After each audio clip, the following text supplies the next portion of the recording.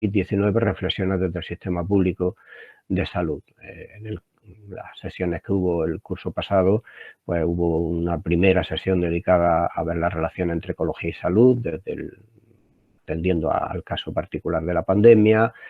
Hubo otra sobre conocimiento experto y política ante la pandemia de la COVID-19.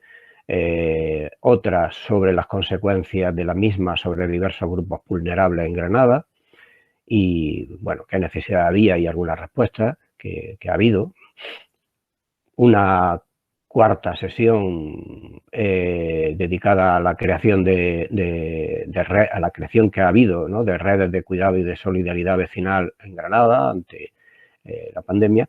Y la última del curso pasado, que estuvo dedicada atendiendo, ¿no?, se atendió a los problemas de la educación no universitaria en el contexto de la pandemia. La sesión de hoy, que como sabéis tiene el título de ¿Qué podemos aprender de la COVID-19? Una mirada filosófica sobre la pandemia. Va a ser, hay un ponente que es José María Agüera Lorente, que es catedrático de filosofía en el Instituto de Educación Secundaria del Padre Suárez de Granada. Él es licenciado en filosofía por la Universidad de Granada, licenciado también en ciencias de la comunicación por la Universidad de Málaga, con estudios en psicología también a través de la UNED. Ha publicado en la revista de filosofía Alfa de la Asociación Andaluza de Filosofía y también en la de Claves de la Razón Práctica. Asimismo, en la revista El Escéptico, editada por la Sociedad para el Avance del Pensamiento Crítico. Es uno de los autores del blog Filosofía en la Red. Colabora con regularidad en publicaciones digitales como Rebelión y Nueva Tribuna. También ha publicado regularmente artículos en periódicos y revistas digitales como Infolibre, Cuarto Poder, Tercera Información, Contexto, El Obrero, así también como en prensa escrita, tales como el Periódico Ideal y otros diarios del grupo Joly. Ha impartido conferencias en ciclos organizados por el Seminario Galileo Galilei de la UGR y por Granada Laica. Y como él expresa, aboga por cultivar y divulgar el libre pensamiento conforme a los principios de una ilustración autocrítica y un nuevo humanismo enriquecido con las aportaciones de las ciencias, tanto naturales como sociales. Últimamente le interesa especialmente el conjunto de cuestiones que cabe incluir dentro de la filosofía de la economía. Quiero agradecerle públicamente al ponente, a José María Agüera, su colaboración altruista con este espacio. Finalmente, decir que la próxima sesión de miradas será dentro de 2 semanas, el miércoles 3 de febrero. Tiene el título de El futuro de las pensiones, un pacto de país. La intervención del ponente será de unos 45 minutos y después habrá tiempo para debate con los asistentes. En principio, vía chat por escrito, y si quedara tiempo habría la posibilidad de algunas intervenciones orales. La idea es que esto acabe no más tarde de las 8:15, 8:30 como mucho. Desde ya, a través del chat, podéis realizar consideraciones y preguntas al ponente que al final de su exposición se le harán llegar y que en la medida de lo posible las comentará y responderá a ellas. Vuelvo a recordaros y pediros, por favor, que silenciéis vuestros micros y desactivéis vuestras cámaras. Le paso la palabra al ponente, José María Agüera Lorente. José María, cuando quiera. Buenas tardes, espero que se me oiga bien. Hemos tenido un problema técnico hoy en casa que le explicaba antes a Jesús. Ha habido una avería en la zona de Movistar y estoy con los datos del móvil. Espero que no me juegue una mala pasada. En fin, estos son los problemas de depender de la tecnología y de estar en esta especie de situación de comunicación virtual continua, ¿no? Pero muchas gracias a todos los presentes, ausentes, aunque sea paradójica la situación.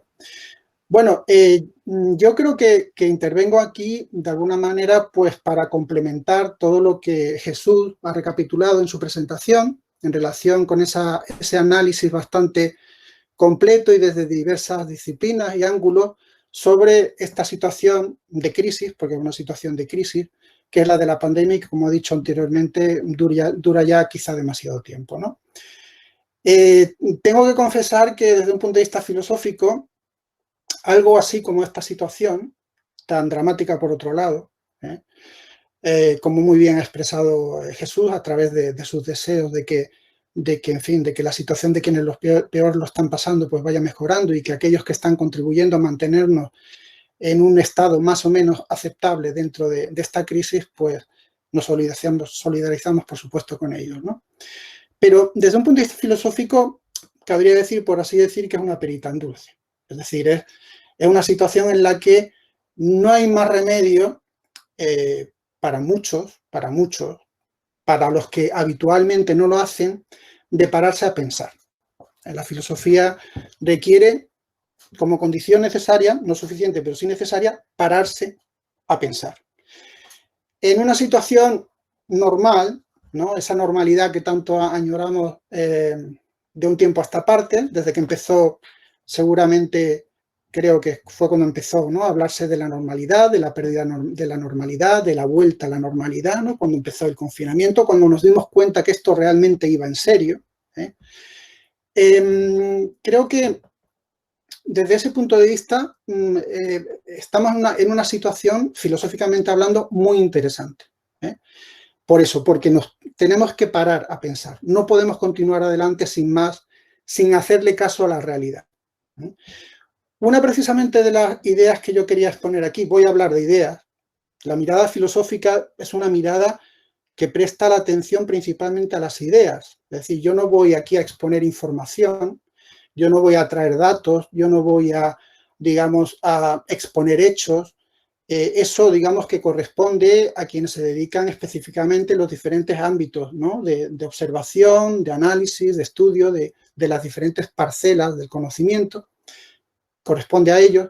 En el caso de la filosofía, lo que corresponde es prestar atención a lo que pensamos, a por qué pensamos lo que pensamos, a qué significa lo que ocurre, y eso tiene que ver directamente siempre con nuestro juicio sobre la realidad, que tiene que ver, a su vez, con un sistema de ideas que conforma ese juicio sobre la realidad.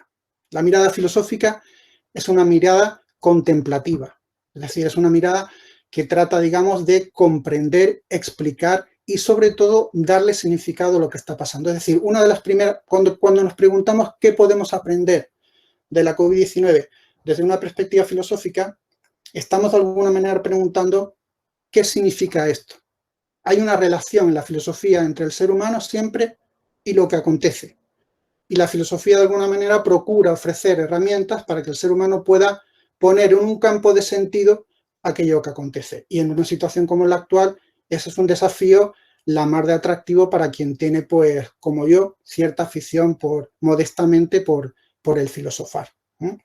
Así que la perspectiva que yo voy a aportar no tiene que ver con la información, tiene que ver con el conocimiento, porque digamos que la filosofía pretende, anhela la verdad. De hecho, bueno, de la filosofía surgen las ciencias, y las ciencias al final con la filosofía tienen en común esa búsqueda de la verdad, ese amor por el conocer, por el saber, en principio desinteresado, aunque luego pueda tener una aplicación práctica en el caso de la ciencia. Pero sobre todo lo que la filosofía, digamos, aporta es un ámbito de entendimiento, un nivel de entendimiento más profundo, si se quiere, o más humano, que es el de la sabiduría. Aprender se supone que cuando tiene verdaderamente significado aporta luz a la propia vida. Es decir, aporta una cierta capacidad de valoración y de juicio de aquello que se supone que hemos conocido, que hemos llegado a comprender, que hemos alcanzado una explicación, pero que luego va a tener una aplicación práctica. Es decir, nos va a permitir optar entre las diferentes alternativas en función de una meta que en principio es la que todo ser humano desea, que es una vida buena. Esa, digamos, que es la sabiduría. Fernando Savater, que es un filósofo relativamente mediático, supongo que le suena, ha publicado muchos libros, además, de carácter divulgativo sobre filosofía. En un libro que se titula precisamente Las preguntas de la vida, distingue esos tres niveles: información, conocimiento y sabiduría.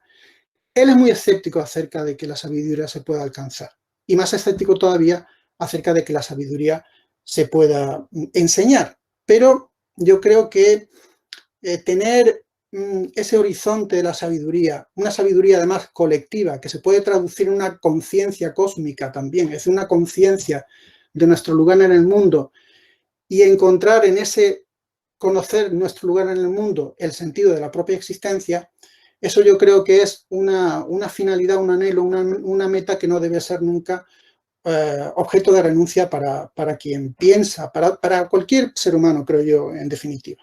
Entonces decía que esta situación, una situación en ese sentido muy atractiva desde el punto de vista filosófico, ¿no?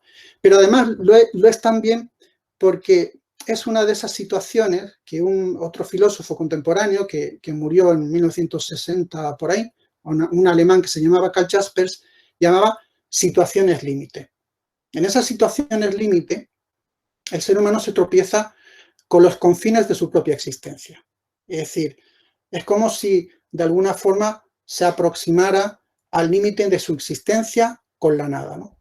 Situaciones límites son aquellas que tienen que ver con momentos de una experiencia generalmente angustiosa, ¿no? Porque no estaba previsto lo que nos ocurre. Hay una anécdota que oí el otro día por la radio que me pareció muy graciosa y muy ilustrativa al mismo tiempo de lo que estoy diciendo. Tiene que ver con un concurso que se hizo en Australia recientemente con niños de colegio, en los que se le pedía que describieran de alguna forma lo que había sido o lo que era para ellos la pandemia. Entonces uno de ellos vino a decir algo así como: esto de la pandemia es que como cuando vas a cruzar una calle, miras a un lado, miras a otro por si viene un coche, y cuando ya por fin vas a pasar, viene un submarino y te atropella. Es decir, es una expresión, yo creo, bastante clara, ¿no? Bastante gráfica de lo que es la contingencia. Y aquí yo creo que podemos ya concretar o precisar desde este punto de vista filosófico lo primero que podemos aprender de esta situación, que es la contingencia, es decir, la realidad, o sea, la independencia del mundo. De alguna forma hemos creado entre todos los seres humanos, quizá de una manera más destacable en el ámbito que podemos llamar de la cultura occidental, hemos creado un mundo muy seguro, un mundo, digamos, construido sobre instituciones sociales, sobre automatismos tecnológicos que nos permitan de alguna manera olvidarnos de la realidad, en el sentido de olvidarnos de la independencia del mundo. Es decir, las cosas ocurren, pasan, no están siempre bajo nuestro control, ni están, digamos, sujetas a nuestros deseos. El mundo existe como algo independiente y esa es la realidad. Y la realidad se manifiesta mediante la contingencia, es decir, mediante lo que puede ocurrir, que incluso nosotros no habíamos previsto, pero ocurre. Y así apareció el coronavirus. De hecho, si hacemos un poco de memoria, al principio el coronavirus parecía una cosa de los chinos, les ha pasado a ellos, pero bueno, no pasará de ahí. Luego parecía que era algo que podíamos controlar, ¿no? Es decir, bueno, no, es un poco más que un resfriado, pero incluso algo menos que una gripe, y de pronto aquello creció y creció en números de contagio y de pronto nos enteramos de que había gente que se moría y resulta que empezaba a llegar gente y más gente a los hospitales y que aquello podía poner en riesgo nuestro sistema sanitario, etcétera. Y entonces descubrimos que existía el mundo, que existía algo que nosotros no controlábamos, que existía la contingencia. Esa digamos, darle la espalda a la realidad, de alguna forma, es lo que de manera traumática puso de manifiesto el inicio de esta pandemia, la situación en la que todavía nos encontramos.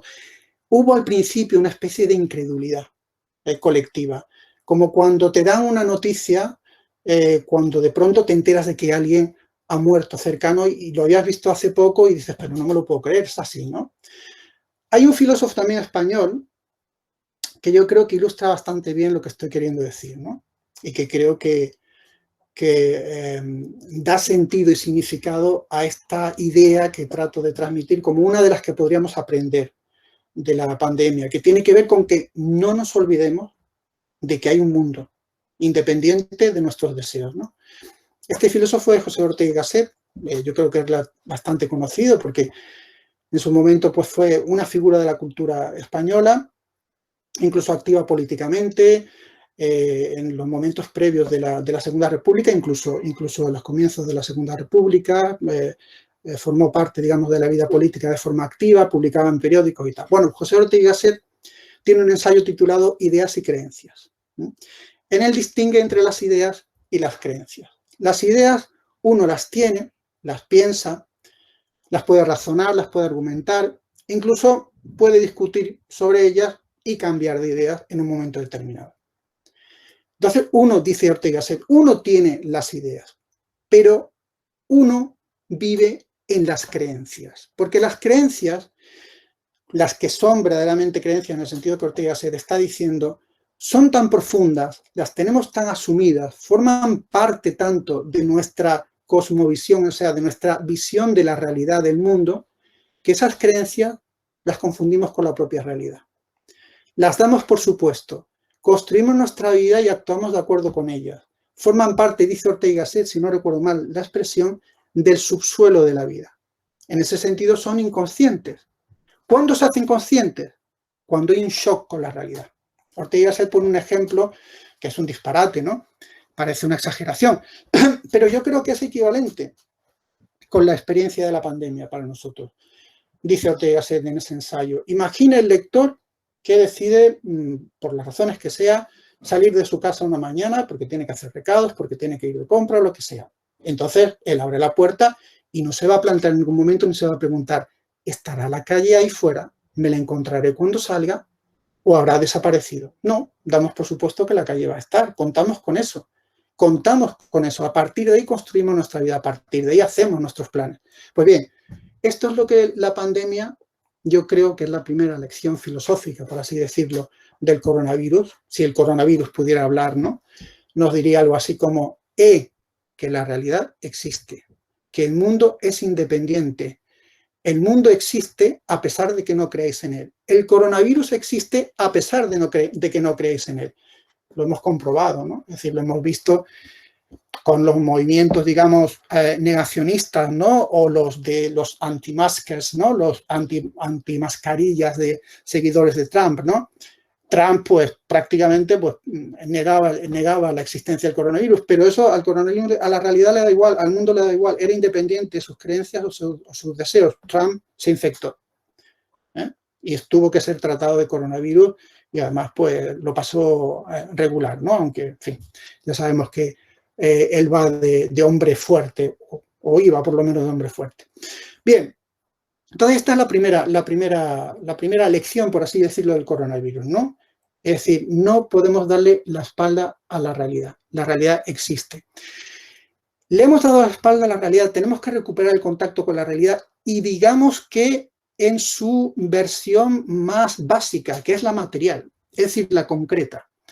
Hemos tendido, desde mi punto de vista, hemos tendido a exagerar la importancia de lo abstracto y a despreciar en gran medida lo concreto.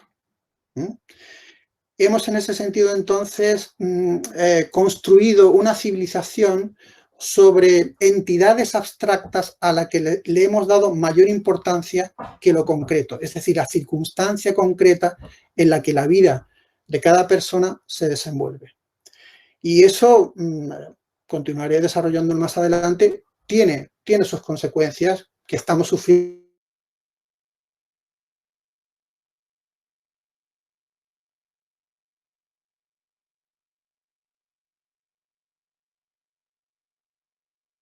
La realidad, la versión básica de la realidad entiendo yo que es la material. Las condiciones materiales concretas de existencia de las personas importan mucho. Y sin embargo, digamos que llevamos un tiempo en una deriva, digamos, en la que hay un cierto desprecio hacia lo concreto y una sobrevaloración de lo abstracto. Lo iré desarrollando más adelante. Esto tiene que ver, digamos, con lo que yo llamaría ahora la segunda lección de la pandemia, que tiene que ver con el concepto de ser humano. Es decir, que tiene que ver con el humanismo que nace con el Renacimiento, que se desarrolla con la modernidad, que particularmente, digamos, tiene una fundamentación filosófica durante la Ilustración, con la filosofía ilustrada. Ese humanismo tiene que ser revisado. ese concepto del ser humano y sobre todo en qué lugar de la jerarquía de valores colocamos al ser humano, eso tiene que ser revisado. ¿Qué entendemos por ser humano? Eso tiene que ser revisado también. Yo creo que la situación actual de pandemia ha manifestado justamente que hemos construido en gran medida y que seguimos todavía, por así decirlo, presa de una serie de creencias acerca de nuestra propia esencia, de lo que somos, que imponen de alguna forma una cierta distorsión en nuestro juicio acerca de cuál es nuestro lugar, cuál es el lugar que al ser humano no le corresponde en el conjunto, digamos, yo diría que más concretamente ya hablando de la propia naturaleza. Voy a citar a otro filósofo. Este es Max Scheler, es un filósofo también alemán del siglo pasado. Él distinguió en un ensayo suyo que se titula El lugar del hombre en el cosmos, él distinguió entre lo que llamaba 3 círculos de ideas acerca del ser humano que forman parte, digamos, de la cultura que hemos construido, por lo menos en el ámbito de lo que solemos llamar civilización occidental. La primera de las ideas tiene que ver, pues, con la visión mitológica del ser humano, ¿no?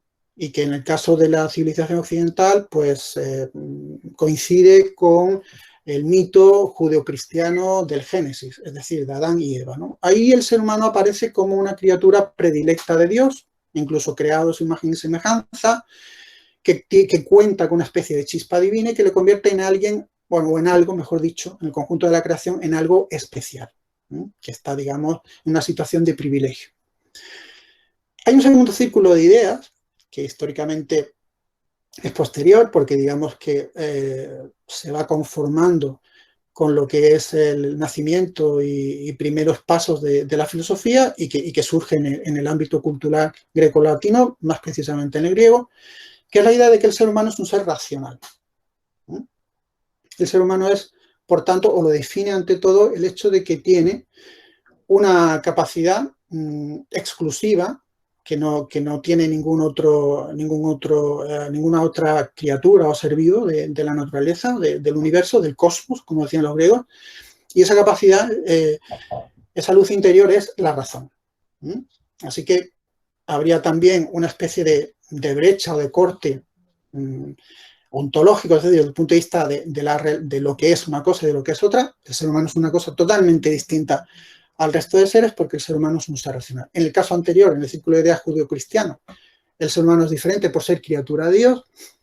En el caso del círculo de ideas greco-latino clásico filosófico, el ser humano es diferente porque es un ser racional. El último de los círculos de ideas, más reciente, que tiene que ver, digamos, con las últimas aportaciones de las ciencias, sobre todo de la psicología, de la biología evolutiva, por supuesto, dentro del paradigma de lo que es la teoría evolucionista a la que dio luz Charles Darwin en el siglo XIX, a mediados del siglo XIX. En ese círculo de ideas, el ser humano es un animal, es una especie emparentada genéticamente con otras especies, emparentada evolutivamente con otras especies. Tiene una estructura psicológica, tiene una estructura orgánica, tiene, por tanto, una conexión, un vínculo con la naturaleza. Pues bien, este último círculo de ideas, ya digo que, digamos, aparece en escena, y aparece en escena de una manera traumática. Todavía hay sitios, lugares, como por ejemplo los Estados Unidos de Norteamérica, donde hay un movimiento creacionista que pretende, pues, presentar la teoría del origen del ser humano en términos del creacionismo, de la creación, del fijismo. No ha habido evolución, Dios nos creó a su imagen y semejanza. Todavía existe ese movimiento bastante pujante en algunos lugares de los Estados Unidos de Norteamérica, ¿no? Los negacionistas de la evolución. Pero se supondría que después de un siglo y medio, deberíamos de alguna forma haber asimilado y haber tomado nota, conciencia de que ese círculo de ideas, esa visión filosófica sustentada en las aportaciones de las ciencias evolutivas, debería ya, digamos, de tener consecuencias en nuestro propio autoconcepto, o sea, en la imagen que tenemos de nosotros mismos. Pero yo propongo, no sé lo que pensan a ustedes, luego ya lo podemos discutir si les parece, yo propongo que esto no ha ocurrido. Es decir, todavía el ser humano no ha aceptado cuál es su verdadera condición en el conjunto de la naturaleza. Todavía, de alguna forma, creemos que somos seres especiales. Todavía, de alguna manera, consideramos que hay una especie de brecha cualitativa. No, hay una diferencia, por tanto, de clase, no una diferencia de grado, que es lo que correspondería a una visión evolucionista de nuestra especie en relación con las demás. No hay, por tanto, en nuestro foro interno, digamos, desde el punto de vista cultural, no hay realmente una asimilación de esa visión de nosotros mismos como miembros de una especie animal que, por tanto, tiene un vínculo natural, evolutivo, genético con otras especies, sino que más bien de alguna forma nos comportamos como si todavía fuésemos la especie, digamos, singular, privilegiada, que incluso tiene moralmente el derecho a tomar decisiones por el resto de las especies, ¿no? Así es como yo diría que nos comportamos. La pandemia en ese sentido ha sido de alguna forma un toque de atención. Es decir, no os creáis los reyes de la creación porque no lo sois. Un virus, un modesto, un humilde virus os puede poner en jaque. Y es, de alguna forma, podría considerarse que es el anuncio, esta situación puede ser anuncio de situaciones venideras.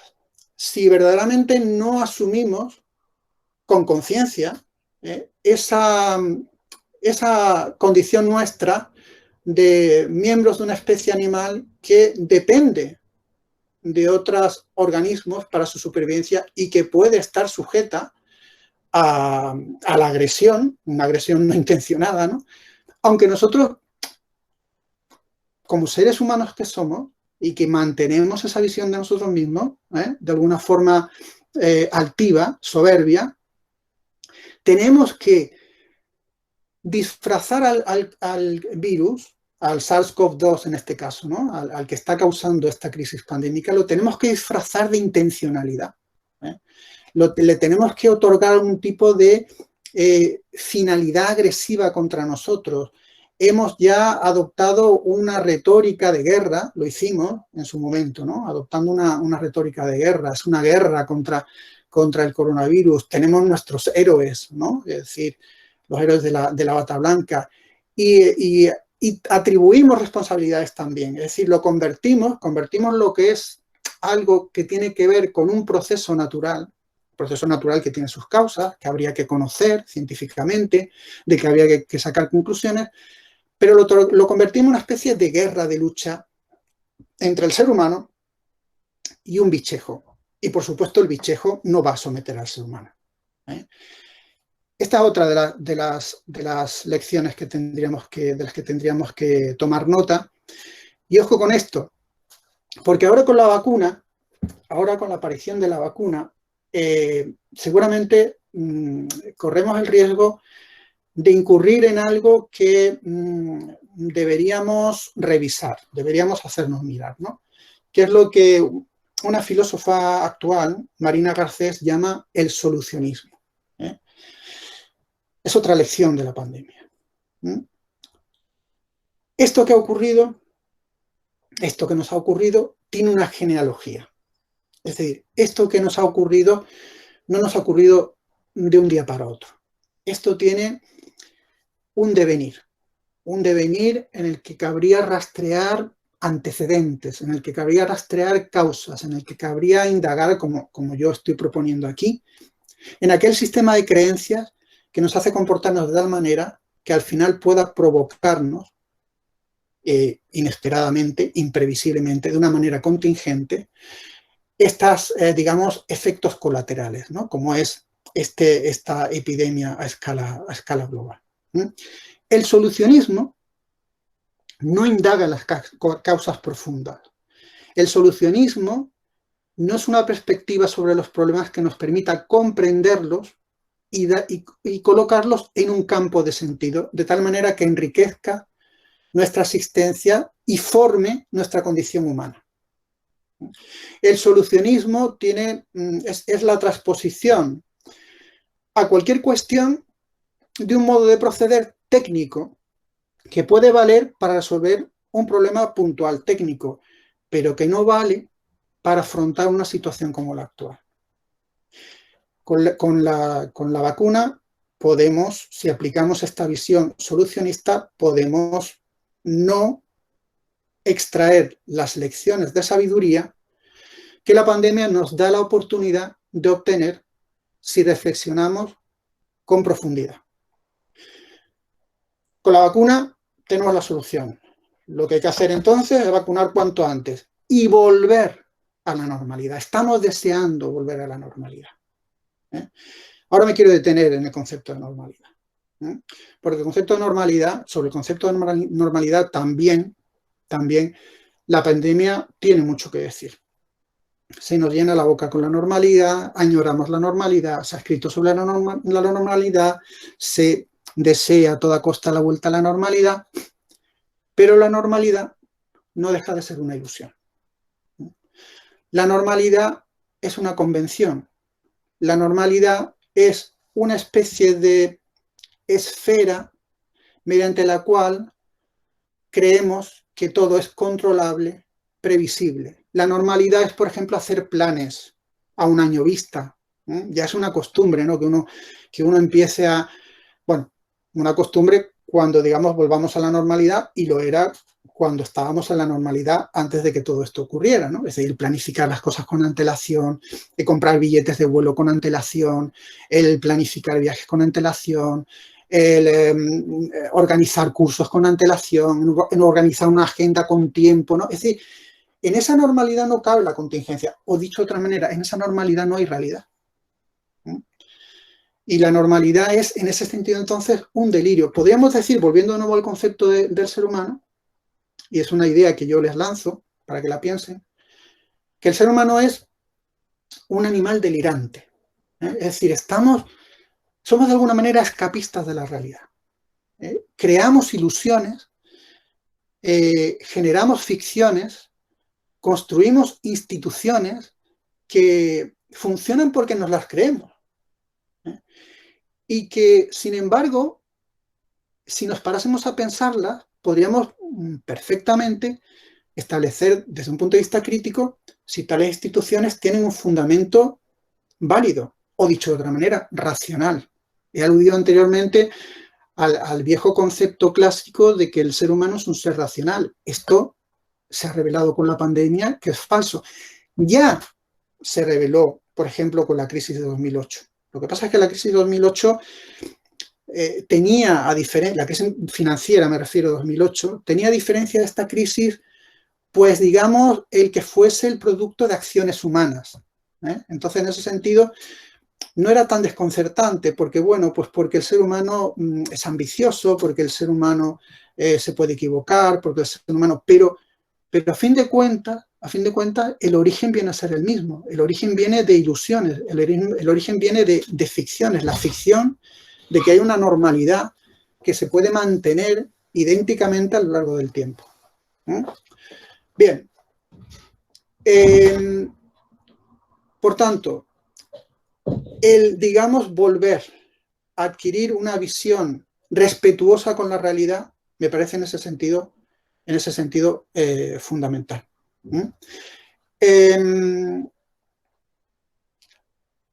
Respecto a la manera, digamos, como podemos enfocar el futuro y solucionar la situación, entrando, digamos, a mayor profundidad, me parece que hay una cuestión clave, y me voy acercando ya al final para no cansarles.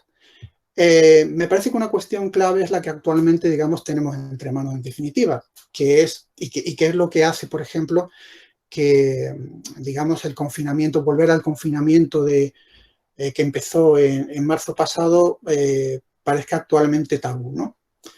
La cuestión de la relación entre la economía, la política y la ética. Creo que aquí, digamos, que la pandemia nos coloca en la oportunidad de poder reflexionar respecto de ello, ¿no? Actualmente tenemos trifulcas, ¿no?, entre políticos. Aquí hay otra cuestión muy interesante, ¿no? Es decir, el escapismo de la realidad conlleva también un escapismo de la verdad, ¿no? Es decir, no acabamos de afrontar la verdad para asumir sus consecuencias. Mantenemos una postura en la que tratamos de alguna forma de construir relatos políticos que acaban siendo relatos tribales, porque ahí lo que tenemos es la confrontación entre, digamos, partidos que en función de intereses y también de grupos que en función de sus propias identidades, que no son más que ilusorias, porque son el producto de una narración, no tienen que ver, digamos, con una atención a la verdad que nos ofrece la propia realidad, los propios hechos, lo que acontece, lo que ocurre, lo que somos. Ahí hay un conflicto al que se está aludiendo continuamente en los medios de comunicación, en la prensa escrita en general, que es el conflicto entre economía y salud, ¿no?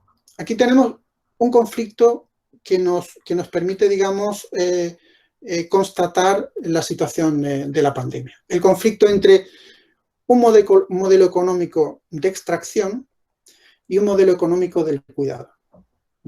La economía de la extracción y la economía del cuidado.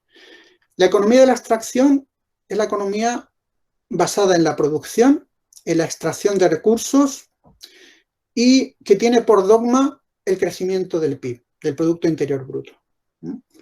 Es una economía que ha sufrido una mutación en las últimas décadas, a partir de los años 80, que la ha llevado a un proceso continuo de financiarización, de hiperfinanciarización. Es decir, la economía, en un proceso también delirante, es decir, de desconexión de la realidad, y vuelvo a lo anterior, cuando hablo de desconexión de la realidad, me estoy refiriendo principalmente a su versión más básica, que es la material, es decir, la realidad es principalmente, básicamente, materia.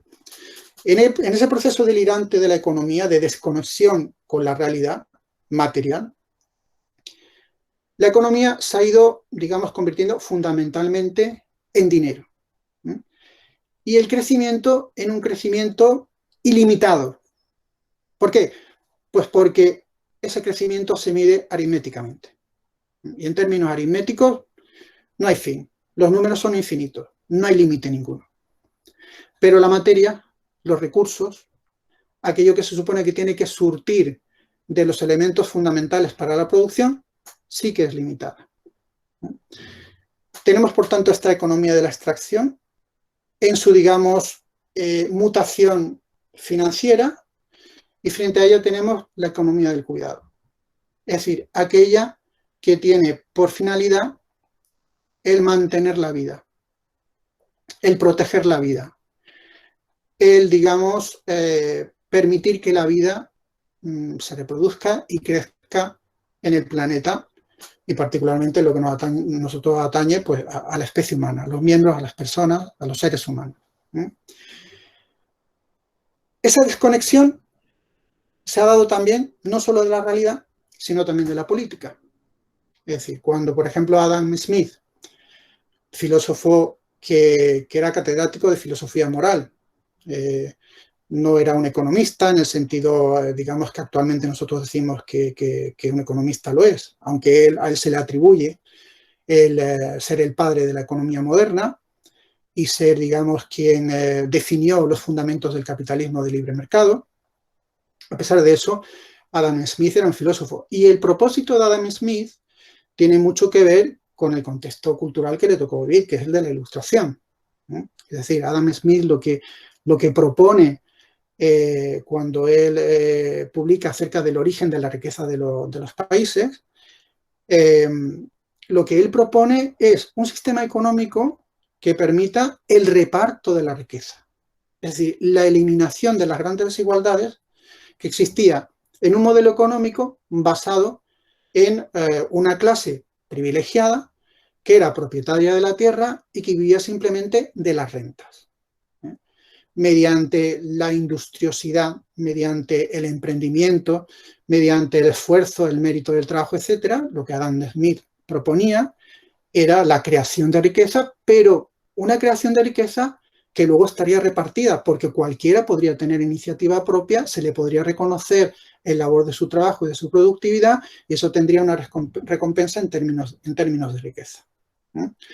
Pues bien, esa visión de Adam Smith era de carácter político, no estaba disociada de la política, ahí había una intención política, y bajo esa intención política había también una intención ética.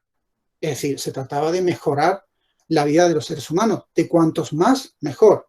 Ahí hay, digamos, un presupuesto de carácter utilitarista, de la ética utilitarista, es decir, beneficiemos al mayor número de personas, que no solo sean unos pocos los que se beneficien de la renta que dan las tierras, mientras que otros las están trabajando.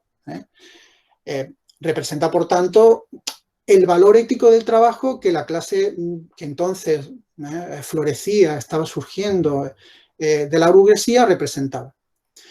Actualmente, la economía que ha mutado hacia esa versión financiera, por tanto, que ha convertido el dinero, como escribió ya un economista hace tiempo, un tal Christian Felber, ha convertido el dinero, que era un medio de representación de la riqueza para permitir el comercio, para permitir el intercambio, una forma abstracta de poder representar el valor de las cosas, el dinero de medio se convierte en fin.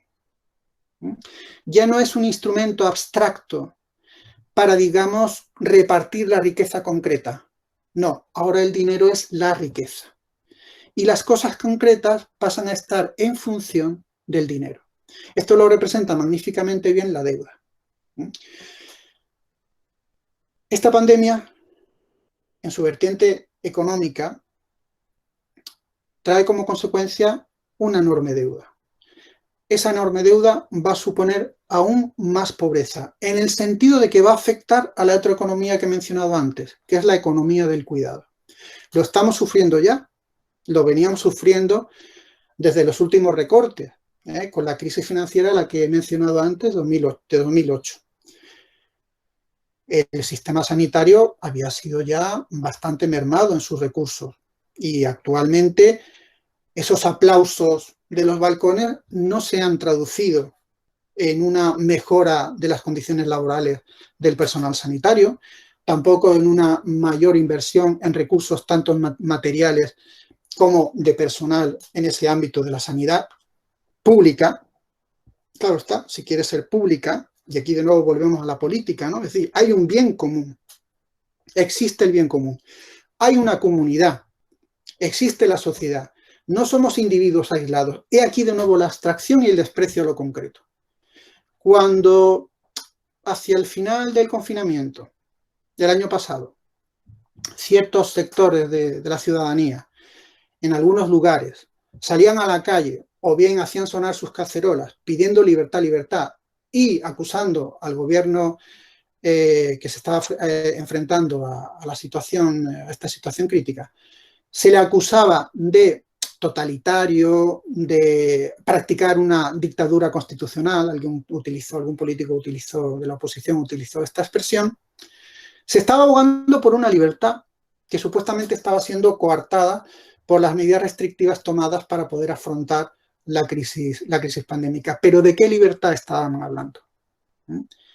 La libertad solo se puede entender en términos de circunstancias concretas. Las circunstancias concretas definen las opciones que tiene un individuo. Alguien que vive en sociedad vive en una situación que está marcada por una serie de circunstancias concretas.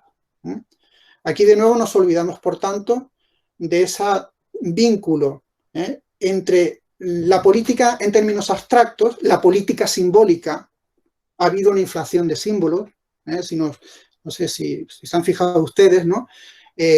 Los aplausos fueron un gesto, no fueron otra cosa. Un gesto, sí, puede ser muy emotivo, los sanitarios pudieron agradecerlo mucho, pero en definitiva no fueron más que un gesto.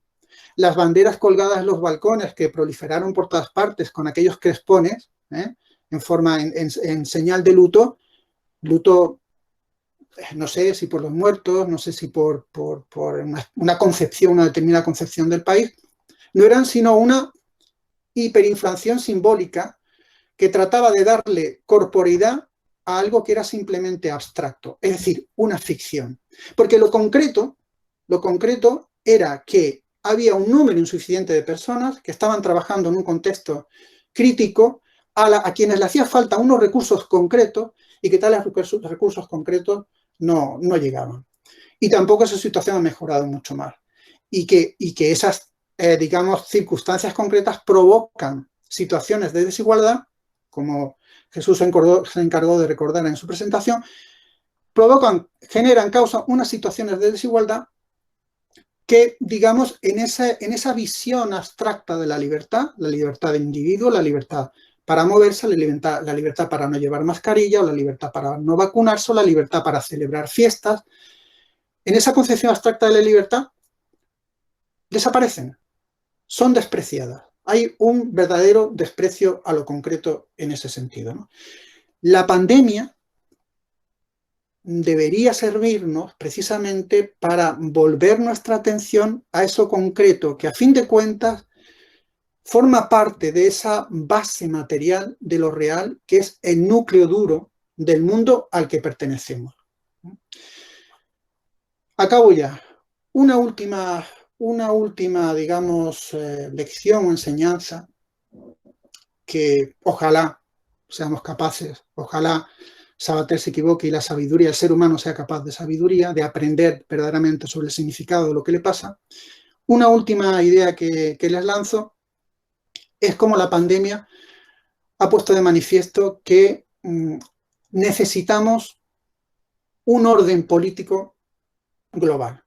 Necesitamos de alguna forma unos mecanismos que nos permitan que la política no siga en esta especie de punto muerto en el que se encuentra, en el que simplemente se dedica a gestionar, a administrar lo dado, a, digamos, hacer inventario de los daños, a intentar que los daños sean lo menos posible, y que la política vuelva a ser realmente o a tener un cierto poder transformador del mundo. Esa gobernanza global la necesitamos porque los problemas a los que nos estamos enfrentando son también globales, lo ha demostrado la pandemia, pero la pandemia a mí se me ocurre que es eso, un aviso, una especie de toque de advertencia para que estemos, digamos, dispuestos a afrontar de una manera rigurosa y con los ojos abiertos hacia la realidad, no dándole la espalda a ella, no inventándonos una normalidad en la que creemos y en la que nos instalamos y que damos por supuesta, que nos permita poder por fin hablar, siquiera hablar en serio y tomar en serio problemas globales que están ahí, que están llamando ya a nuestra puerta, si no están dentro, digamos, de lo que es el mundo construido por el ser humano, ¿no?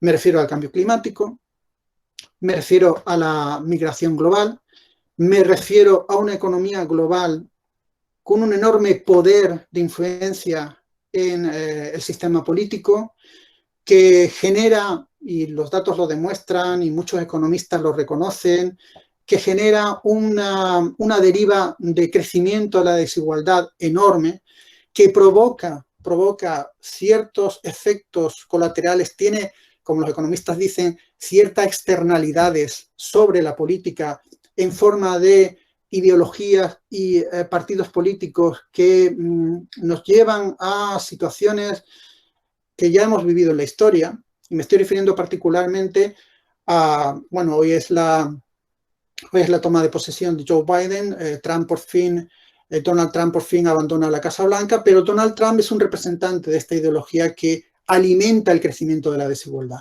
que es el mercantilismo nativista, podríamos llamar. el mercantilismo nativista. Es decir, una ideología que no critica en absoluto esa economía extractiva financiarizada a la que me estoy refiriendo y que genera gran desigualdad a través de la deuda, que no hace más que crecer y crecer y que nos ahoga a los países, les impide, por ejemplo, poder invertir en lo que realmente hace falta para mejorar la vida concreta de sus ciudadanos. Una ideología mercantilista, por lo que acabo de decir, pero también nativista. Es decir, una ideología que crece, que se construye, que se justifica moralmente ante los ciudadanos porque, digamos, le otorga realidad a la ilusión de la identidad tribal. De tal forma que, digamos, consigue centrar el interés en cuestiones de orden identitario, de orden nacionalista. El Estado-nación no puede afrontar por sí solo los grandes problemas globales de la actualidad, tampoco puede afrontar por sí solo un problema como el actual de la pandemia. Necesitamos una transformación y necesitamos un nuevo orden, digamos, que, por otro lado, sin embargo, quiero acabar con una referencia a una metáfora de un filósofo y economista, Otto Neurath, que hablaba de que somos marineros que vamos en un barco, y en un barco que tenemos que reformar continuamente porque si no se nos hunde, pero no podemos dejar de navegar y al mismo tiempo los únicos materiales que tenemos para poder arreglar los desperfectos del barco son las viejas maderas con las que se construyó el barco en un principio. Es difícil, pero creo que es irrenunciable. Y con esto acabo. Muchas gracias. Muchas gracias, José María. Muchas gracias. Bueno, hay ya en el chat, yo he puesto un mensajillo animando a que hagáis consideraciones y preguntas a través del chat. Y bueno, ya hay unas cuantas, así que voy a pasar a leerlas, ¿no? Para que José María, le había dado lo posible, haga algún comentario. Centro de Inteligencia Emocional Bajo o Bajío, digo, esa es la persona que, digo, que aparece con esa denominación. Pregunta, ¿necesitamos un orden político mundial? A eso se refiere para comprender el contexto de su reflexión.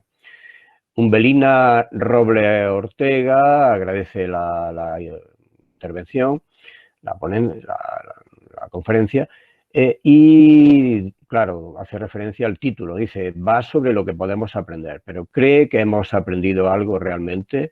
¿Necesitamos más tiempo, más horas para aprender algo?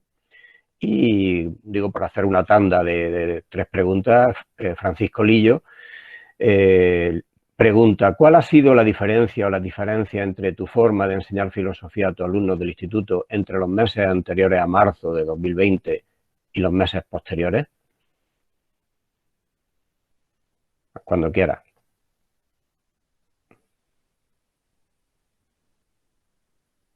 A ver, bueno, pues voy por orden. Entonces, ¿necesitamos un orden mundial? Necesitamos un orden mundial, por lo que he dicho anteriormente, porque hay problemas globales, hay problemas que no se pueden... ayer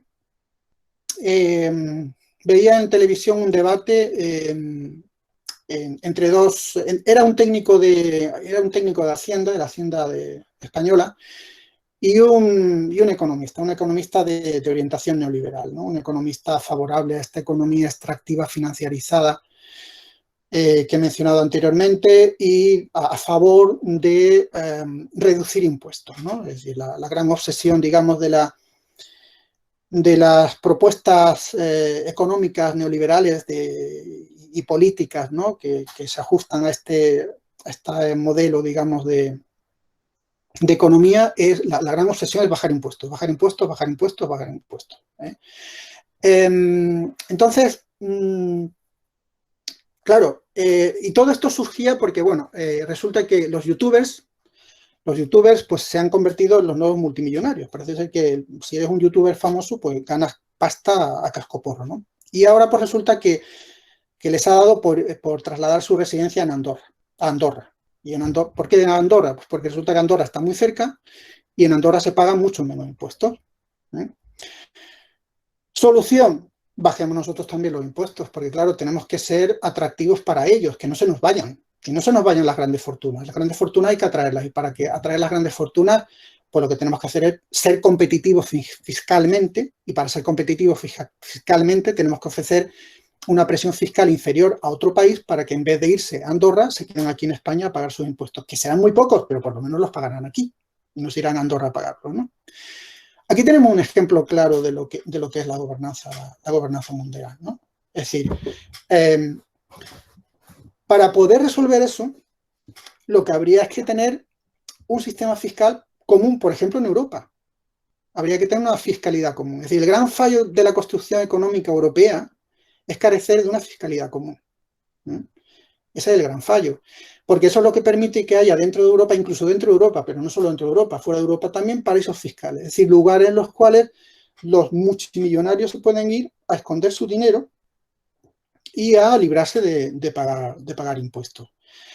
¿Por qué me centro en la cuestión de los impuestos? Porque, vuelvo a decir antes, estamos bajo una visión economicista financiera de la política, de tal forma que la política está subyugada por la economía y la política está atada de pies y manos a la hora de tomar decisiones porque hay siempre un límite de carácter financiero. O sea, actualmente lo de la pandemia ha llevado a un cambio radical, digamos, de la propuesta fiscal europea, pues porque no ha habido más remedio, porque esto ha sido un cataclismo y hay que endeudarse, no queda otra que endeudarse para poder frente a todo el gasto que conlleva esto y para que esto no sea una ruina absoluta, ¿no? Pero esto ha sido por una causa mayor y en cualquier caso nadie nos va a librar de tener que pagar luego los platos rotos. Es decir, la deuda estaba en un 100% del PIB cuando dejó el gobierno Rajoy y va a acabar este año, si no recuerdo mal, en un 120% del PIB. O sea, no hacemos más que endeudarnos. Y una parte muy importante del presupuesto se nos va en pagar intereses de la deuda. Si no hay, digamos, un sistema de justicia global, yo veo difícil que se pueda, digamos, abordar realmente la solución de los grandes problemas. Otro síntoma de esto que estoy diciendo es la migración. ¿Qué hacemos con las migrantes? Los migrantes van a seguir viniendo. Mientras nosotros disfrutemos de una prima, de lo que un economista, Branko Milanovic, llama prima de ciudadanía. Nosotros gozamos de una prima de ciudadanía y ellos sufren de una penalización de ciudadanía. Nosotros, por el mero hecho de ser ciudadanos españoles y por ende europeos, tenemos una serie de ventajas de las que ellos carecen. Nosotros, con menos esfuerzo y demostrando menos mérito, obtenemos mejores resultados en nuestra calidad de vida que lo que ellos pueden obtener esforzándose mucho, trabajando mucho y haciendo muchos méritos, porque en sus países no tienen las condiciones que tenemos nosotros. Y eso no es solo culpa de ellos.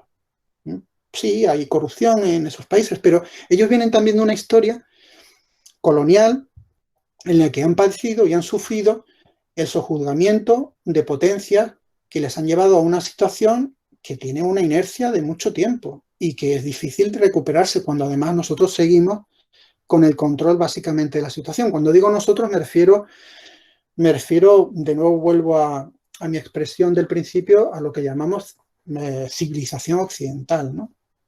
Civilización occidental. Entonces, ese problema, ¿cómo se aborda?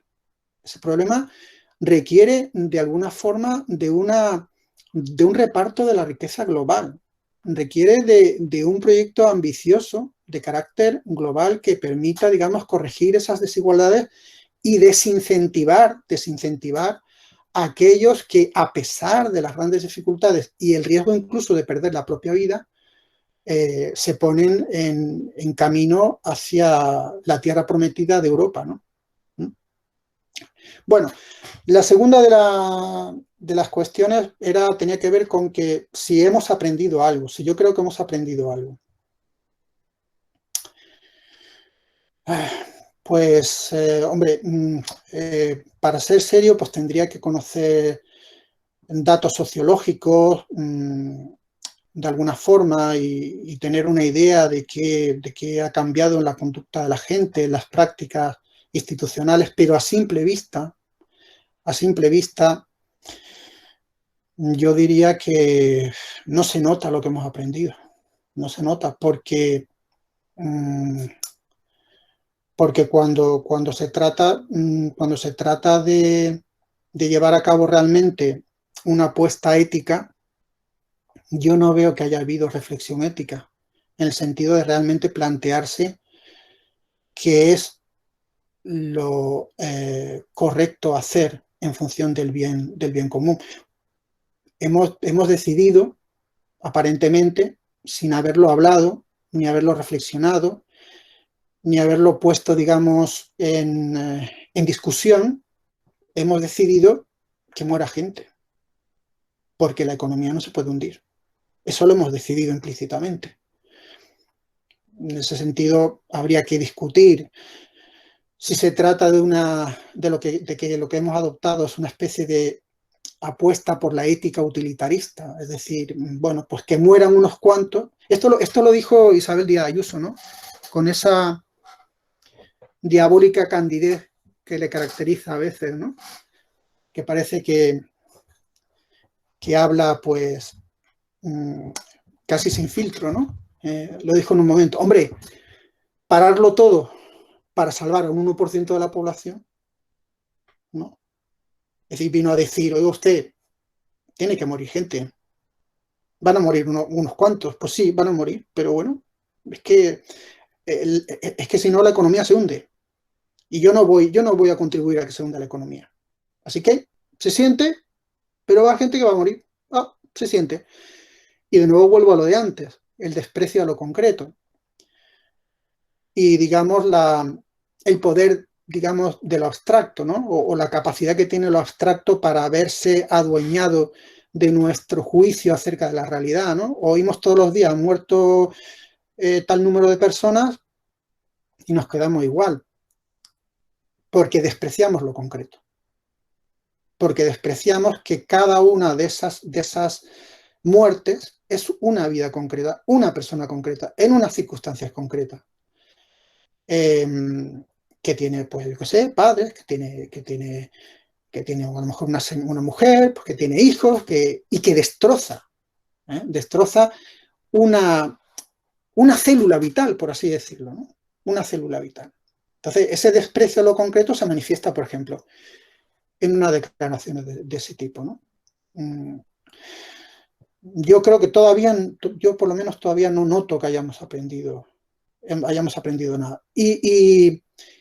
Y tengo que decir que desde el principio fui muy escéptico, porque yo recuerdo que al principio del confinamiento se publicaron muchos artículos en los que se hablaba de que, hombre, esto lo va a cambiar todo, de que por fin se va a valorar el estado de bienestar, se va a valorar lo que significa tener una sanidad pública, se va a valorar lo que significa tener, por tanto, unos servicios públicos, se va a valorar lo que significa la sociedad, ¿no? que todos nos necesitamos y que lo que hace uno influye en otro, ¿no?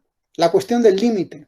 Aquí hay otro aprendizaje que es muy importante, ¿no? Es decir, en la economía financiarizada no hay límite.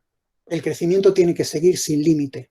E insisto, como estamos en la dimensión de lo abstracto, efectivamente ese límite no existe, porque en la dimensión de lo abstracto, en el mundo platónico de los números no acaban nunca. Entonces el crecimiento del PIB puede ser y continuar y seguir, porque además tiene que ser, es un dogma. En el momento en el que el PIB deja de crecer o cae por debajo del 2%, es un desastre, es una catástrofe, es terrible, es terrorífico. Hay que hacer lo que haga falta para que el PIB siga creciendo, ¿no? Y frente a ese límite, sin embargo, no somos capaces de reconocer que nuestra vida concreta, no abstracta, sino concreta, tiene límites. Y por eso una situación límite como la actual pone de manifiesto esos límites. La cuestión es si realmente vamos a hacer caso a eso. Yo, por el momento, ya digo que yo no he notado ningún cambio esencial. Ocurrió también en 2008, ¿eh? En 2008, cuando la crisis financiera fue, creo recordar, Nicolás Sarkozy, a la sazón presidente de la República Francesa, si no me falla la memoria, quien dijo que era el momento de refundar el capitalismo. Que era el momento de refundar el capitalismo. Nada de esto ha ocurrido. Lo cual, por cierto, es muy habitual entre los fervientes creyentes de una religión. Los testigos de Jehová, por ejemplo, han previsto el fin del mundo en varias ocasiones. Nunca, después de que esa profecía se viese incumplida, hubo una, digamos, acentuada o evidente baja en el número, digamos, de seguidores de esa religión. Todo lo contrario. El ser humano en ese sentido, pues apuesta, ¿no? Apuesta por el delirio antes que por la realidad. Y en cuanto a mi forma de enseñar, quiero recordar que la tercera de las cuestiones, ¿no? Pues bueno, cuando empezamos con el confinamiento tuve que cambiar, no hubo más remedio porque pasamos a una modalidad de enseñanza telemática y yo cambié por completo mi programa, es decir, yo tenía pensado enseñar ciertas cosas durante ese curso y a partir de ese momento pues empezamos a reflexionar acerca de lo que estaba ocurriendo, que era la crisis pandémica.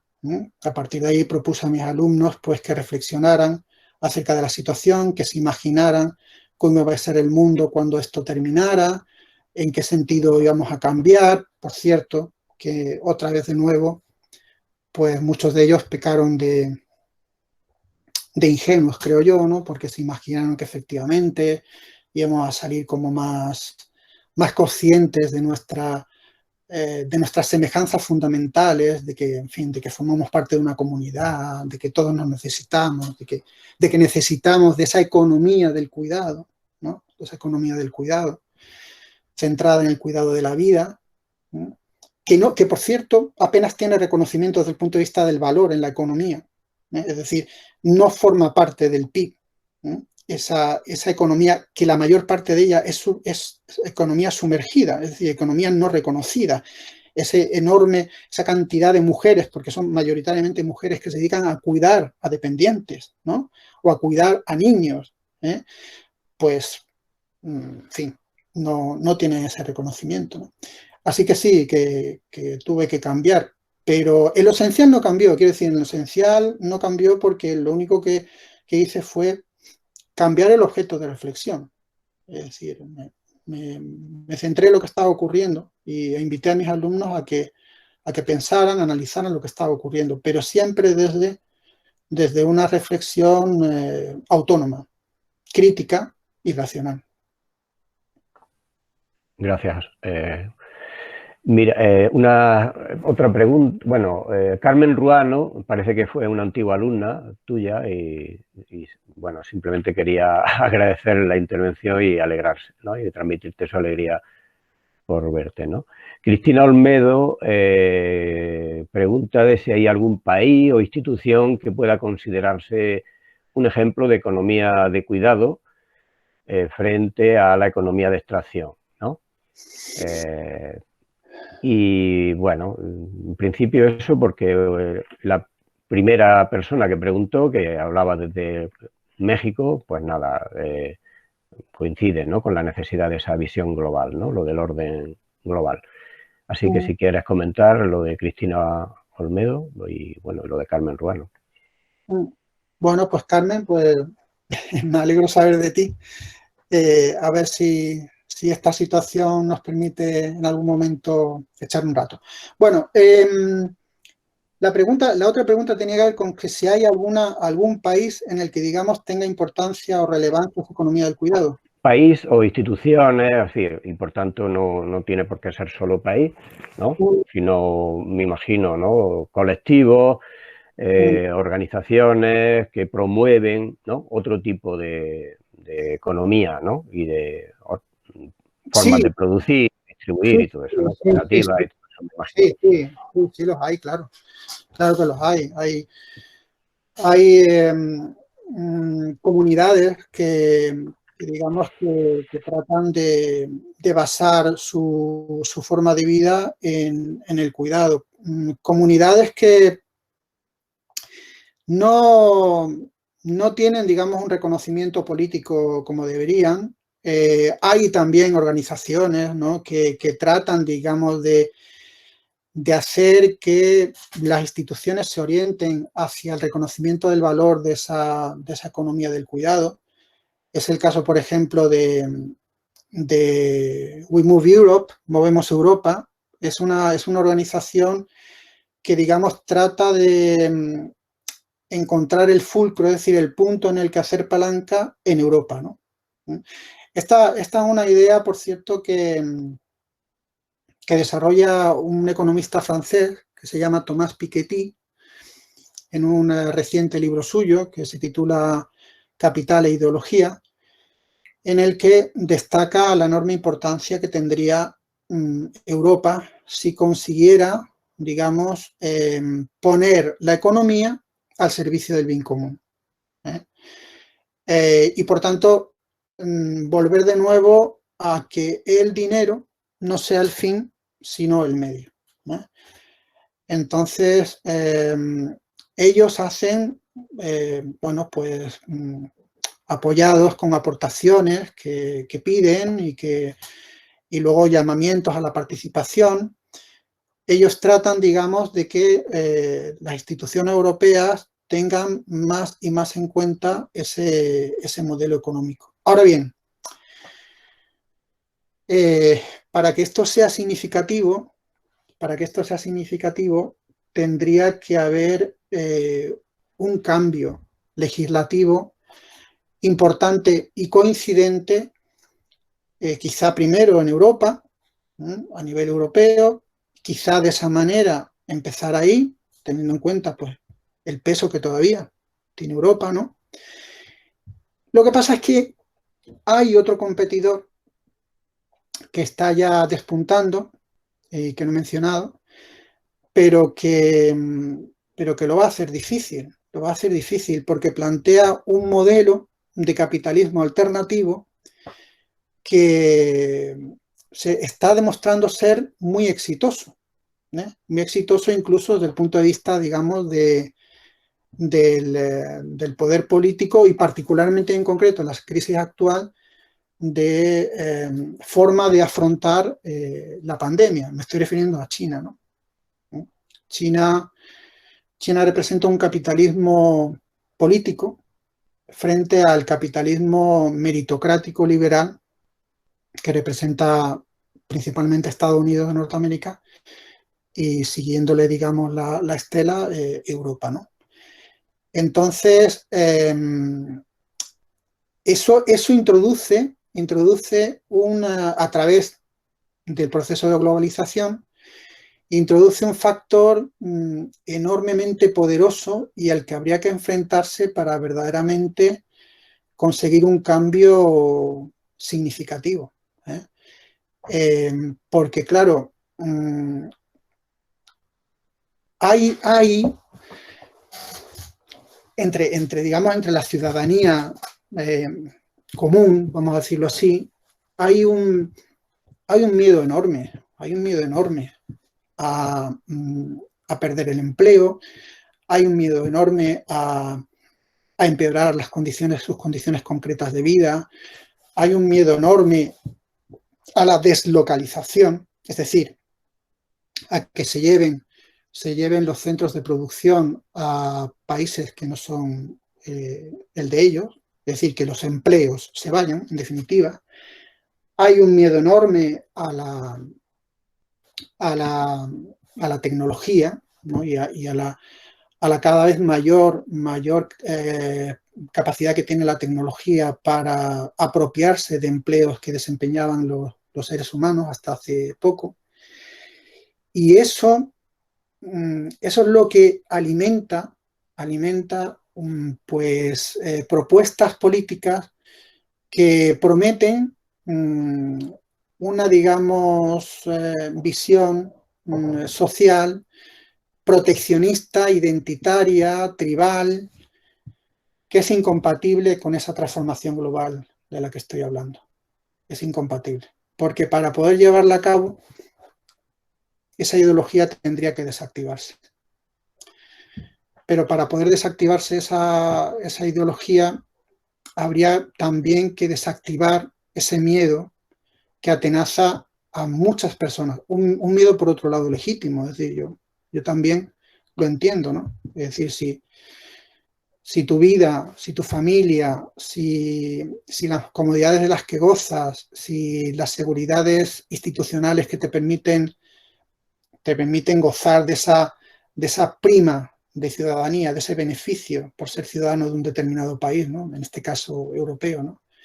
Si todo eso está amenazado, pues tú eres mero receptivo a cambios, a aventuras, vamos a llamarlo revoluciones, ¿no? Luego, por otro lado, es que también ha habido un proceso ideológico, desde los años 70, 80, ha habido un proceso ideológico enormemente potente,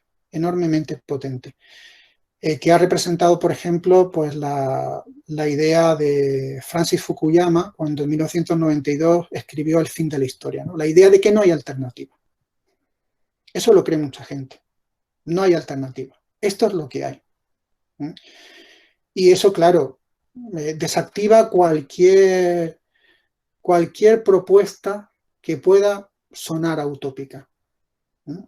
Sonar utópica.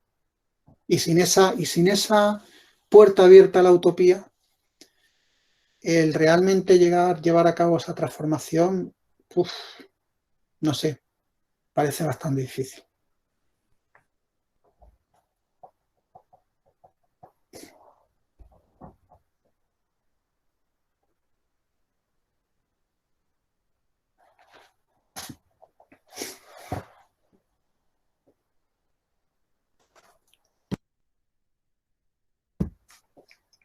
Bueno, no sé si hay más preguntas. A ver, perdona, es que estaba hablando yo, pero tenía el micro cerrado. Y estaba diciendo que no quería entrar en lo último que estaba, en las últimas consideraciones, porque había una pregunta más, al menos, de Nicolás López Cobo, que plantea lo siguiente: se debe reflexionar sobre cómo ha incidido esta pandemia en las clases sociales. Su acción devastadora ha sido muy clara. Los multimillonarios han multiplicado sus beneficios de manera astronómica. Sí. Los pobres lo tienen cada vez más crudo. Sí. Si quieres hacer algún comentario sobre ello. Esa es la dinámica natural, ¿eh? O sea, quiere decir, la pandemia lo único que ha hecho ha sido, de alguna forma, pues, hacer más evidentes las vergüenzas, ¿eh? Pero el proceso de divergencia, el crecimiento de la desigualdad es algo innegable, o sea, eso son datos objetivos, ¿no? Antes mencionaba a Thomas Piketty, el economista francés, ¿no? que ha publicado recientemente el libro al que me refería, el de Capital e Ideología, pero él tiene otro libro que es creo que es como de hace 10 años así, que se titula El capital en el siglo XXI, en el que lo que hace básicamente es un recorrido histórico con una acumulación de datos muy importante, en el que demuestra cómo el máximo de desigualdad, desde que hay datos, se alcanza en los años 20 del siglo pasado. Ahí se alcanza un gran crecimiento de la riqueza de las rentas del capital. Las rentas del capital son las que tienen que ver, pues, con cosas que uno tiene y de las que obtiene beneficio. Ya puede ser dinero que pone en fondos, por ejemplo, o inmuebles que pone en alquiler, o en fin, o tierras que le da rentas, etcétera. No es beneficio del trabajo, ¿no? Por decirlo así, ¿no? Entonces él demuestra que en los años 20, o sea, hace 100 años, se alcanza una enorme divergencia, o sea, un alto grado de desigualdad. Con la Segunda Guerra Mundial, después de la Segunda Guerra Mundial, se produce un enorme trauma, obviamente, ¿no? La Segunda Guerra Mundial es un acontecimiento terrorífico del que prácticamente ningún rincón del planeta escapa, ¿no? Y después de la Segunda Guerra Mundial empieza un proceso de convergencia. Empieza un proceso de convergencia. Se reducen las desigualdades. Se reducen las desigualdades. Hay 3 décadas que los franceses llaman las 3 gloriosas. Hay 3 décadas de un crecimiento anual del PIB del 5%, en general, en los países digamos, del ámbito occidental, ¿no? Hoy, cuando se alcanza un 2% del crecimiento del PIB en un país de nuestro entorno, ya, en fin, la gente se da con un canto en los dientes, ¿no? Entonces se podía crecer años 50, años 60, se podía crecer un 5% del PIB. Es el tiempo en el que se construye el estado de bienestar. Se construye un estado de bienestar en Europa, ¿no? Empieza en Gran Bretaña, luego en Alemania, en fin. Se construye el estado de bienestar en Europa. La presión fiscal es muy alta. Es decir, lo que pagan las grandes fortunas, actualmente el tipo marginal de las grandes fortunas, si yo no me equivoco ahora mismo, no supera el 47%, aquí en España, ¿no? Sin embargo, en los Estados Unidos de Norteamérica, podía llegar al 80%. Si actualmente alguien plantea que las grandes fortunas paguen el 80% del impuesto, y lo tachan de comunista revolucionario loco, ¿no? Y se crecía. Los salarios no tenían una gran diferencia con los salarios, por ejemplo, de los altos ejecutivos. Había una diferencia a lo mejor de 30 veces, ¿no? El salario de un ejecutivo respecto del salario de un obrero, de una fábrica, imaginemos. Y por tanto, durante esos 30 años, como yo digo, hasta mediados de los años 70, finales de los años 70, hay ese proceso, digamos, de reducción de las desigualdades. Pero a partir del final de los 70, principios de los 80, eso cambia, empieza a cambiar. Desde el punto de vista, digamos, económico, el modelo keynesiano de John Maynard Keynes, que es el modelo en el que el Estado tiene un importante papel intervencionista en el funcionamiento de la economía y, por tanto, es un regulador fuerte de la economía a través de leyes. Por ejemplo, la ley Glass-Steagall, que se firmó cuando la Gran Depresión de los 30 del siglo pasado, que mantenía separada la economía financiera de la economía productiva, ¿no? De tal manera que el miedo era que otra crisis financiera pudiera dar al traste con la capacidad productiva del país, como ocurrió con el crack del 29, ¿no?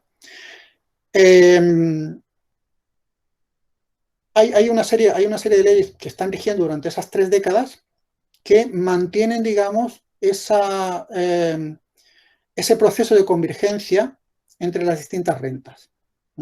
Y digo, esto cambia a partir de finales de los 70, principios de los 80. Cambia el modelo económico, el keynesianismo cae en desgracia, por así decir, y se implanta el modelo de la Escuela de Chicago, a la cabeza del cual se encuentra Milton Friedman y los llamados Chicago Boys, y que apuestan por un modelo económico monetarista, es decir, empieza la financiarización de la economía, es decir, cada vez la mayor importancia del dinero, no de otros factores económicos de carácter productivo, sino del dinero. Hay una revolución neoliberal desde el punto de vista político que representan las caras visibles de eso, son Margaret Thatcher en el Reino Unido y Ronald Reagan en los Estados Unidos de Norteamérica, que modifican el marco de lo que es posible hacer en política. Y, por ejemplo, empieza la moda de las privatizaciones.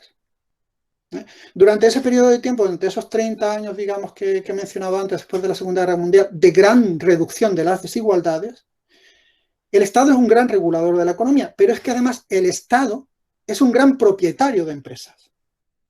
La Peugeot, sin ir más lejos, era prácticamente pública en Francia.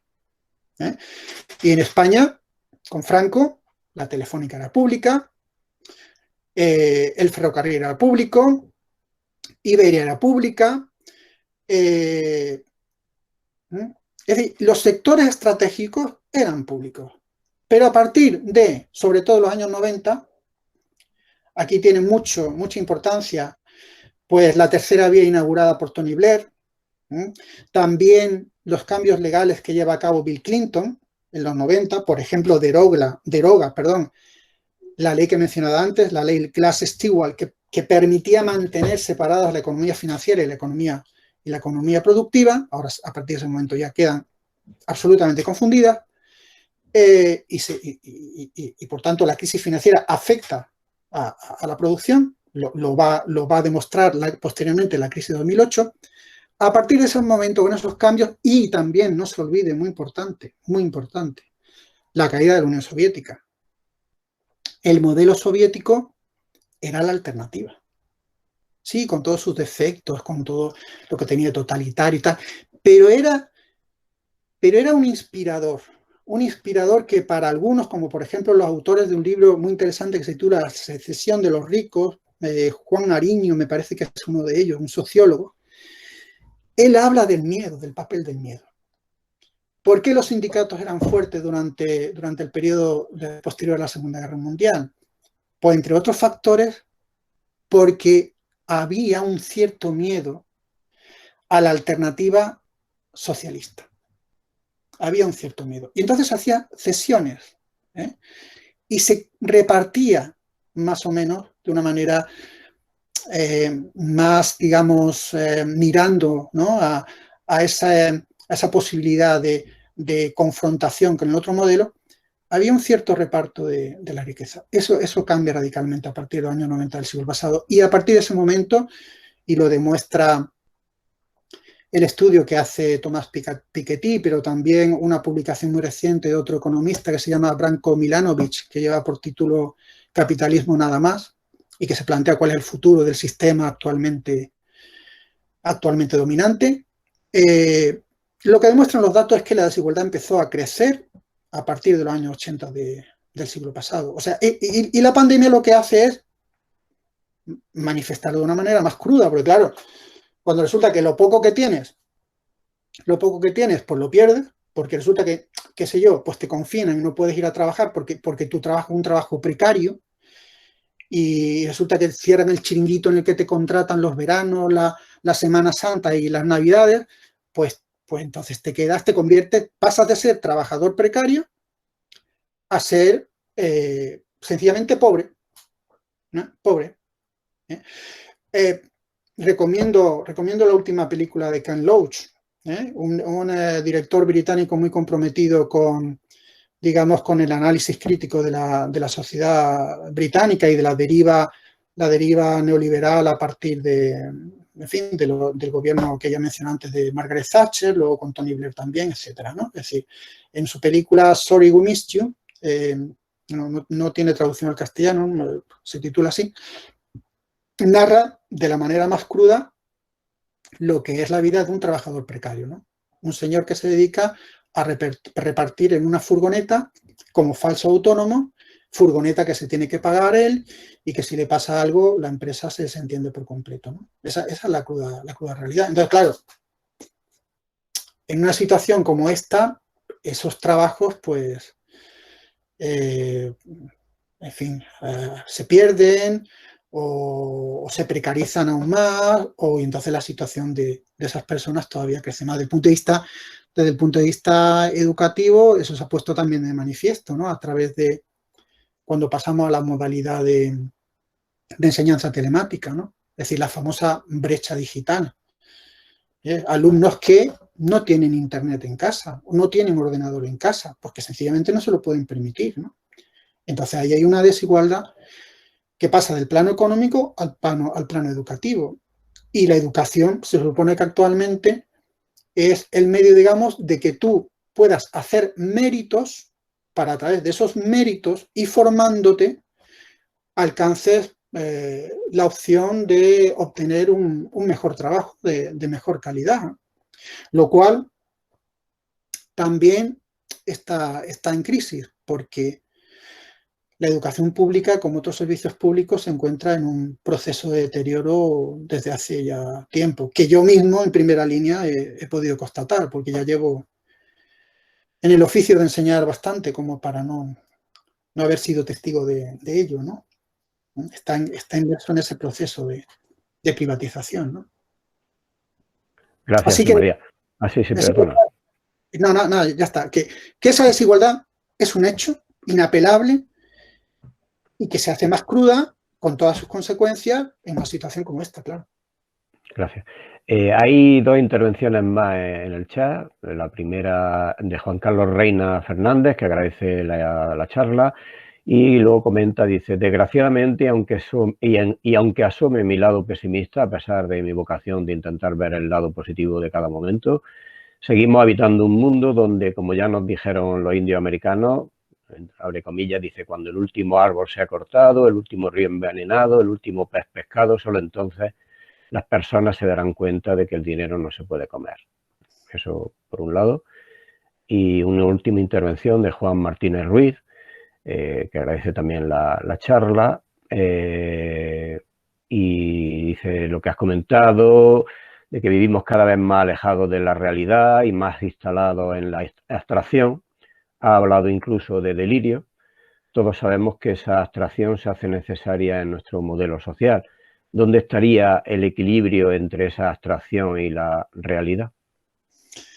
Muy buena pregunta. Uno no puede renunciar a la abstracción. Es decir, la abstracción, y menos alguien que se dedica a la filosofía como yo, no puede renunciar a la abstracción. Con la abstracción hacemos ciencia, filosofía, por supuesto, arte incluso, ¿verdad? Pero yo he hablado de desprecio a lo concreto. O sea, la abstracción empieza a convertirse en un delirio cuando la abstracción pierde el vínculo con lo concreto. Es decir, cuando la abstracción sustituye a lo concreto. Cuando, como ha dicho anteriormente, no me acuerdo su nombre, que ha recordado esas palabras, ¿no? En fin, de la cultura india-americana, ¿no? Es decir, cuando el dinero sustituye la calidad del aire que respiramos o la calidad del agua que bebemos, o, en definitiva, la necesidad que tenemos todos de cuidado, entonces tenemos un problema. Cuando la economía, vamos, y esto lo dijo John Maynard Keynes, el famoso economista que inspiró los planes de recuperación económica implantados por Franklin Delano Roosevelt cuando la crisis del 29, ¿no? El famoso New Deal. Ese New Deal, ese nuevo digamos, acuerdo o trato, esa especie de contrato social que implanta Roosevelt para superar la gran crisis del 29, financiera, económica, estaba inspirada por el modelo económico de John Maynard Keynes, que era también un gran aficionado a la filosofía, ¿no? Amigo de Bertrand Russell, entre otros, ¿no? Lo dijo él, es decir, cuando en la economía las finanzas alcanzan más peso que la producción, algo se ha hecho mal. Algo se ha hecho mal. Porque, claro, nos hemos dedicado a construir un modelo económico que depende de, literalmente, juegos de apuestas de cifras. Basta recordar el famoso digamos, la famosa apuesta de este multimillonario originario de no recuerdo qué país del este, judío también de origen, que instalado en los Estados Unidos de Norteamérica, un tal George Soros, no sé si os suena, sí. Pero George Soros puso en jaque nada más y nada menos que el Banco Central Británico, haciendo una apuesta en contra de la libra. Y la ganó. Bueno, él supervisaba las operaciones que llevaba a cabo un economista que estaba bajo su, digamos, bajo su mando, por decirlo así, que era un tipo que se manejaba muy bien en esas líderes, ¿no? Eso fue, si no recuerdo mal, en el 92. Justamente en esa década en la que he dicho anteriormente que todo cambia. Que todo cambia. Ahí hay un punto de inflexión. Ahí hay un punto de inflexión muy importante, porque hay una serie de reformas de carácter legal que permiten que la parte, digamos, financiera de la economía alcance mayor peso que la parte productiva de la economía. Es decir, la parte virtual o abstracta le gana la partida a la concreta. Porque concretamente, ¿qué pasa? Materialmente, ¿qué pasa? ¿Acaso tenemos una crisis de producción de alimentos? Si hay agricultores que tiran pepinos y pimientos porque venderles no les sale a cuenta. ¿Eso por qué ocurre? Eso ocurre porque los precios se deciden en casinos, es decir, en lugares en los cuales se apuesta. Y de esas apuestas se gana un dinero, pero que es un pelotazo. O sea, es un pelotazo. O sea, George Soros, si no recuerdo mal, ganó la friolera de 1.000 millones de libras de una noche a la mañana siguiente. Así, 1.000 millones de libras. Simplemente por haber apostado a que el presidente del Banco Central británico en aquel momento no iba a atreverse a bajar los tipos de interés. Y sin embargo, por una decisión política de John Major, primer ministro por entonces, los tipos de interés se bajaron, lo cual llevó justamente a darle la razón a lo que había apostado este señor que trabajaba para George Soros y por tanto beneficiando a George Soros con esa bonita cifra de dinero. ¿Qué hizo? ¿Produjo algo? ¿Creó algún bien para la humanidad? ¿Inventó algo que fuera especialmente valioso para el ser humano? ¿Algo concreto especialmente valioso para el ser humano? No. No. Sencillamente apostó. Como quien va a un casino, a la ruleta y dice 5, impar y rojo. Y sale el 5, impar y rojo. Y se gana un dinero. Y eso es el pan nuestro de cada día. Eso es el pan nuestro de cada día. Y dependemos de ellos. Porque dependemos de ellos. Porque cuando queremos dinero para afrontar, por ejemplo, la compra, qué sé yo, de EPIs o de mascarillas o pagar el sueldo de nuevos médicos, enfermeras contratados, y como no tenemos ese dinero, porque no lo tenemos, tenemos que pedir prestado. Y nos lo dan prestado ellos. Como son ellos los que compran, por ejemplo, pues, qué sé yo, un edificio de apartamentos, como ocurrió, por ejemplo, en Madrid, ¿no? Que se vendió un edificio de apartamentos construido con dinero público a fondos buitre, es decir, a capital privado, que automáticamente pasó a elevar las rentas de los alquileres a gente humilde que no podía pagarla. ¿Hicieron algo por mejorar, digamos, concretamente las condiciones de vida materiales de los edificios que ocupaban esas personas, esos inquilinos? No. Sencillamente hicieron una apuesta económica. Se aprovecharon de la debilidad de un ayuntamiento, también del sesgo ideológico de un ayuntamiento, que por entonces estaba en manos de la señora Botella y que no es una persona que le tenga mucha querencia precisamente a lo público, y privatizaron lo que se había hecho con el impuesto de todos, pero de eso se obtuvo beneficios, pues, entidades privadas de lucro. Esto es muy característico de los últimos tiempos, muy característico, que es privatizar los beneficios y socializar las pérdidas. Ocurrió en 2008, con el crack financiero de 2008. Nosotros, entre todos los españoles, afrontamos la crisis financiera, la crisis bancaria, con el aporte de 11.000 millones de euros, de los cuales quiero recordar que no sé si se han recuperado 600 millones. Grecia también aprendió la lección. Es decir, podría continuar y no acabar nunca, ¿no? Bueno, José María, y para el resto de personas presentes, son ya las 8:15 pasadas. Por ahora no hay más intervenciones en el chat. Voy a tomar la palabra y hacer algún comentario respecto de tu intervención, si me permitís. Bueno, un pequeño detalle. La referencia a lo de el rescate a la banca creo que no es la cifra que has comentado. Creo que estamos hablando de 70.000 millones en algún caso, en otros se habla de ciento y pico mil millones y han devuelto, no sé si, vamos, bastante menos, ¿no? O sea, muy poco, ¿no? Creo, Gra- ¿no? Gracias por la corrección, gracias por la No, corrección. no sé si recuerdas que estábamos, aunque ahí hay mucha incertidumbre, ¿no? Sí, Me parece creo, de 70.000 sí, sí, sí, y en algunos autores, dependiendo de qué se introduzca ahí, sí. ¿no? Hablan de 110, en fin, etcétera, ¿no? Como Eso, siempre, la opacidad impide que realmente sepamos. claro, claro, eso es parte del problema. Bien, claro, el título ¿no? Ha sido ¿qué podemos aprender? Evidentemente, eso es una tarea que no se va a acabar aquí, obviamente, sino que como sociedad necesitamos pues, desarrollar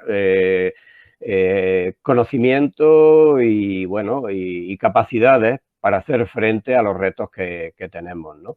Claro, algunos autores hablan de que esta pandemia puede ser como un examen sorpresa, ¿no? Para ver cómo estábamos preparados frente a, o deberíamos de interpretarlo así, frente a lo que nos viene. ¿Sí?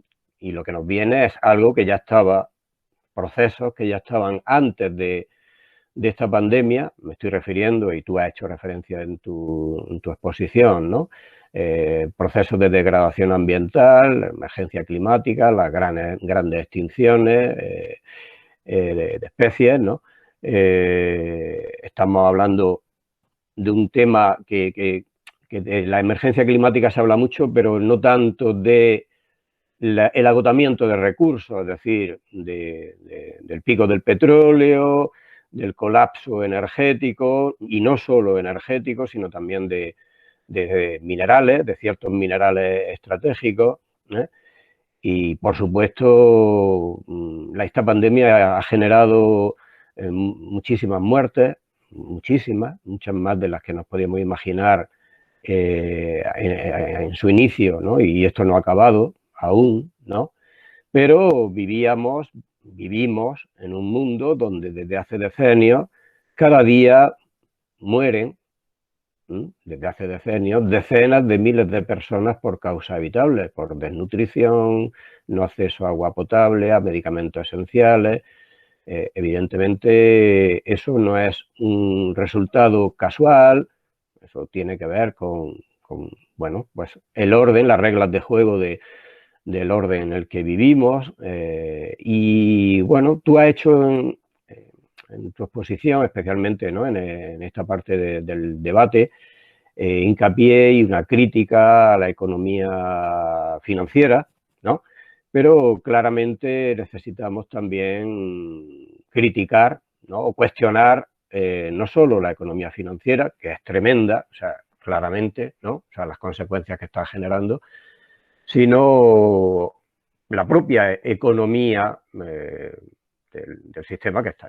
Estamos hablando de una economía capitalista, ¿no? De hecho, ha hablado de China como también un país donde impera una economía capitalista, en una globalización. Entonces, claramente necesitamos explorar alternativas, es decir, nuevas reglas de juego postcapitalistas, llamémoslas con componentes socialistas, es decir, un orden que permita algo que en este contexto de mirada al mundo, ¿no? Que como he hecho referencia al principio, ¿no? O sea, conflictos, analizar, reflexionar sobre conflictos sociales relevantes en el contexto de la construcción de la paz entendida en sentido amplio. No he querido explicitar un poco más, pero para mí se trataría de la paz entendida como un proceso que nunca acabará, en el que se intentan crear condiciones que permitan una vida digna, ¿no?, para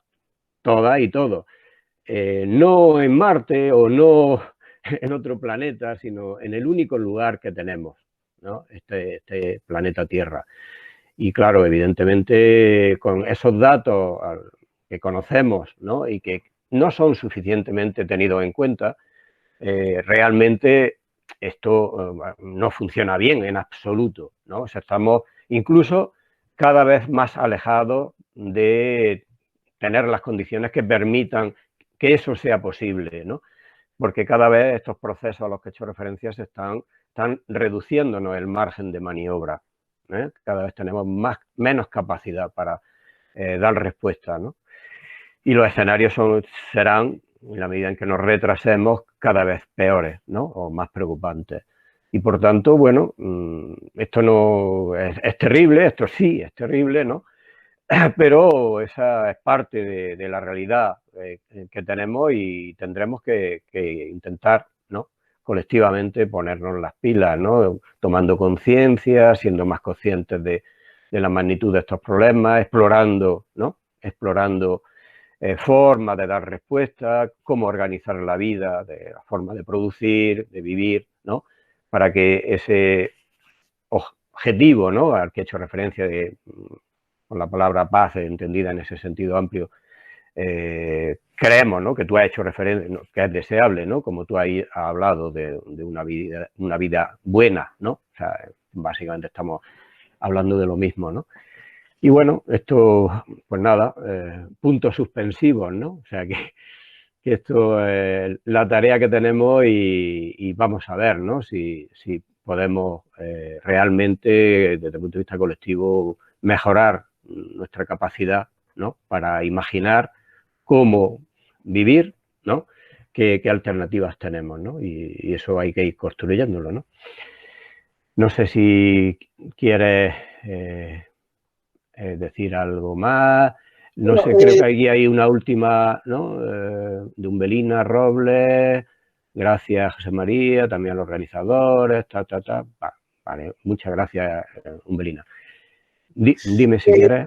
No, subrayo lo que dices de la paz entendida en un sentido amplio, ¿no? Es decir, la paz, efectivamente, no es solo, digamos, el estado en el que nos encontramos en ausencia de guerra, sino que yo creo que la paz también tiene que ver con la buena salud de la comunidad cívica, ¿no?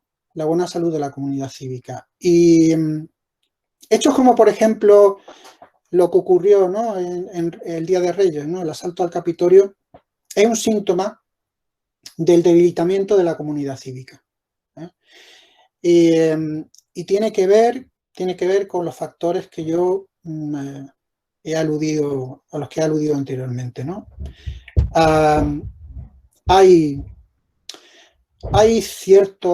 Se está generando en sectores significativos de la ciudadanía, se está generando un sentimiento de resentimiento, un sentimiento de fracaso, un sentimiento de que hagan lo que hagan, no es suficiente para que se les reconozca el derecho a tener una vida buena, una vida digna. Gente que se esfuerza, que trabaja, que estudia, que hace méritos, etcétera, y que luego, sin embargo, a duras penas puede acceder a un trabajo precario, en condiciones cada vez de mayor exigencia y de mayor margen para poder practicar el cuidado, Aristóteles, cuando se refería a la polis, cuando se refería a la comunidad política, hablaba de un sentimiento que decía que era imprescindible para la paz social y que era el sentimiento de filía, es decir, de pertenencia a una comunidad, de reconocimiento de que los otros identifican tu valía. Y tú al mismo tiempo te sientes a gusto porque eres consciente de que aportas algo de valor a esa comunidad y esa comunidad reconoce que tú aportas algo de valor y te lo premia. Y me temo que eso está en peligro. Eso me temo que está en peligro. Durante la pandemia, otra lección, hay muchas, ¿no? Pero otra lección concreta, ¿no? que podríamos destacar, ¿no? Durante la pandemia se habló de los esenciales, ¿no? De los trabajadores esenciales. ¿Quiénes eran los trabajadores esenciales? Gente que habitualmente su trabajo prácticamente no se reconoce su valor. No tiene, digamos, un reconocimiento social. No tiene, desde luego, un premio en forma de salario que gana una cajera de supermercado, un reponedor, que gana un repartidor de butano. Bueno, por no mencionar, por supuesto, en el caso de los sanitarios, la precariedad en la que se hallan muchísimos médicos y muchísimas enfermeras y enfermeros, ¿no? Que se encuentran en una situación que lo que les transmite a ellos es que su trabajo, bueno, sí, aplausos, sí, pero con los aplausos uno no come, ¿no? Con los aplausos uno no se siente verdaderamente reconfortado y reconocido y premiado como es debido, ¿no? Eso lo destacaba mucho Robert Kennedy, el hermano del asesinado JFK, ¿no? En su campaña de 1968, poco antes de ser asesinado, pues en un discurso memorable decía eso, ¿no? Es decir, lo que hace que nos sentamos unidos en una comunidad, esa filia aristotélica, no es que consumamos juntos, ¿no? Que nos vayamos a una gran superficie y compremos, ¿no? Y tal. No, lo que hace eso es que uno hace algo que sabe que es valioso porque los demás le reconocen ese valor y que uno se siente que está formando parte de una comunidad en la que lo que hace tiene un peso, y tiene un significado y tiene un sentido. Y eso le hace sentir a uno a gusto perteneciendo a esa comunidad, ¿no? Porque de lo contrario, pues bueno, pues tenemos pues a los locos estos que asaltaron el Capitolio. Bueno, pues nada, nos estamos acercando a las 8:30. José María, muchísimas gracias por tu intervención. Vuelvo a reiterar que lo he comentado al principio y agradecer, ¿no?, la colaboración de José María, que ha sido altruista, y agradecer también vuestra asistencia, vuestras intervenciones. Así que decir, como también he comentado, que la próxima sesión, que será dentro de 2 semanas, el miércoles 3 de febrero, que tiene el título del futuro de las pensiones, un pacto de país. La ponente va a ser Isabel Frejo Volado, que es responsable de prestaciones sociales en la Federación de Servicios de Comisiones Obreras de Andalucía y miembro del Consejo Económico y Social de Andalucía. Bueno, pues hasta aquí hemos llegado, ¿vale? Muchas gracias y hasta la próxima. Gracias. Hasta luego.